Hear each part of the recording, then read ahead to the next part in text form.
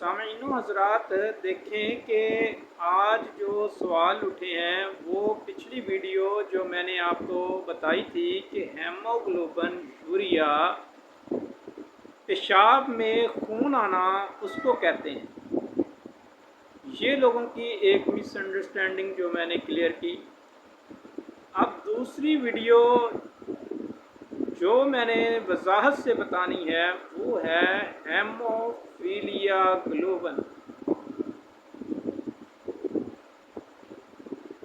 ये ऐसी मर्ज़ है जिसमें खून का बहाव बिला वजह जारी हो जाता है।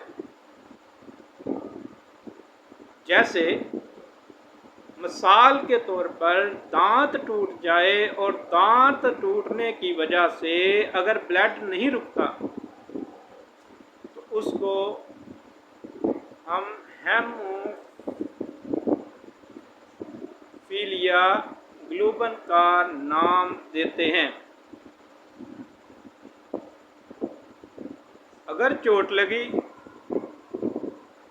या नक्सीर का फूट जाना, बिला इरादा बिला वजह खून का जारी हो जाना हेमोफीलिया ग्लोबन कहलाता है।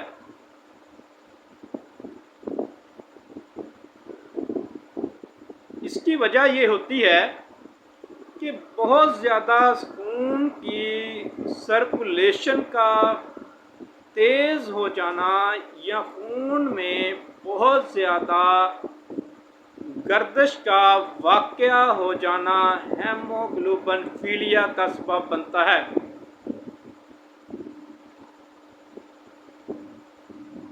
यहाँ खून के सुरख ज़रात का सबसे ज़्यादा बढ़ जाना और वाइट सेल्स का कम हो जाना हेमोफीलिया ग्लोबन की वजूहात में से सबसे बड़ी वजह है।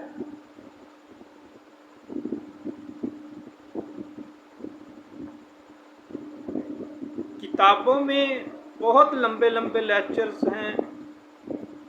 इत्बा इकराम ने बहुत कुछ लिख दिया, हुक्मा इकराम ने बहुत कुछ कह दिया। वो अपने अपने तजर्बात हैं, लेकिन मेरा एक अपना तजर्बा है।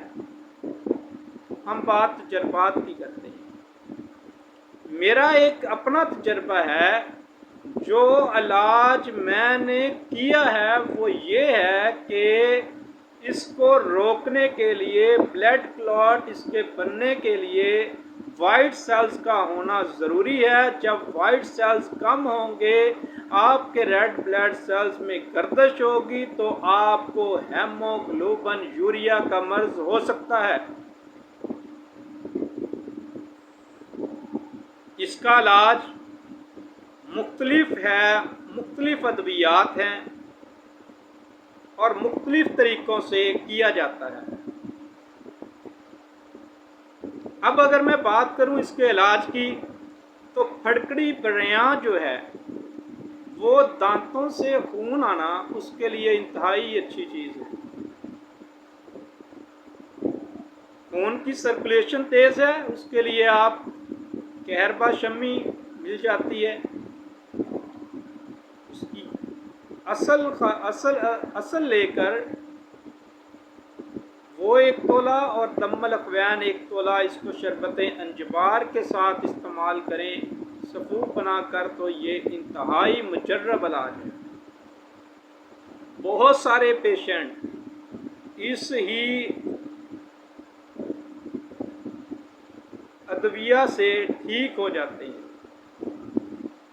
इसकी जो अग़ज़िया हैं, इसकी जो ग़िज़ाएँ हैं, हम अब उस पर बात करते हैं कि कैसी ग़िज़ाएँ हैं जो इस्तेमाल करनी चाहिए।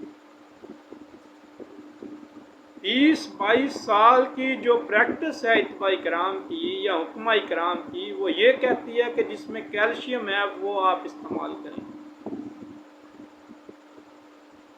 अब कैल्शियम का जो इस्तेमाल है वो किस किस चीज़ में है? दूध में कैल्शियम मौजूद है।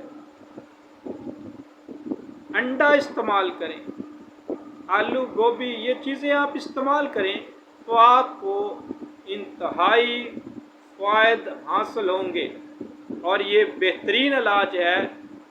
आप इस इलाज को करें, मतलब पे करें, हुक्मा इकराम करें, इत्बा इकराम करें, लेकिन तशख़ीस कर लेना ज़रूरी है कि मर्ज़ की वजह क्या है, नौइयत क्या है और इसका इलाज क्या है, फिर ये नुस्खा तजवीज़ करें। वगरना आपको हज़ारों नुस्खे दे दें, आप नाकाम होंगे। तशख़ीस, मर्ज़ की नौइयत और फिर उसके अगेंस्ट उसका इलाज, ये इंतहाई ज़रूरी है।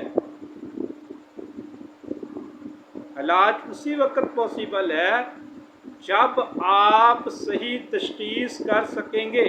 जब तक तशख़ीस नहीं होगी तो इलाज का होना नामुमकिन है। अस्सलामु अलैकुम।